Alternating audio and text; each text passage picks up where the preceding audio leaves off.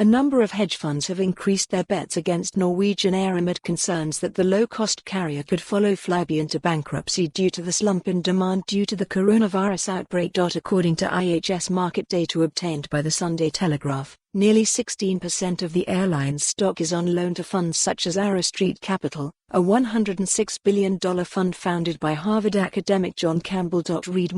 Flybe collapse. Virgin Atlantic refused to put more cash into beleaguered airline. The moves come after a number of analysts cut their ratings for Norwegian due to fears that the airline is particularly exposed due to its large debt pile. Both Pareto Securities and ABG Sundal Coller cut ratings, saying that the firm was low on cash and likely to go back to shareholders to raise new equity. Norwegian has been among the airlines worst hit by the coronavirus outbreak, with shares losing over two-thirds of their value since the outbreak worsened in the last 2 weeks. On Friday, the firm said it had sold over two-thirds of its available seats for March, and added that it would waive flight change fees in a bid to encourage bookings.Sign up to City A.M.'s Midday update newsletter, delivered to your inbox every lunchtime. In a statement, the firm said, although current demand is affected by uncertainty, people are still booking tickets. This is especially evident for travel in the near future.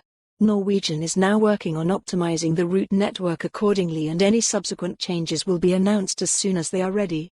In the past 2 years, the carrier has raised equity 3 times to mitigate the decline in its share price, with investors spooked by the size of the airline's debts. Norwegian's rapid expansion into the transatlantic space is the principal factor behind its debt, and the firm has subsequently switched strategy to focus instead on boosting profit by selling planes in its fleet. Read more. Flybe collapse. Travel sector reacts as regional airline goes bankrupt. It has also been impacted by the grounding of the Boeing 737 MAX after 2 fatal crashes a year ago, as its fleet contains 18 of the model. Last week the firm suspended its 2020 earnings outlook and cut some transatlantic flights due to the outbreak. For more on this story, visit the news article link.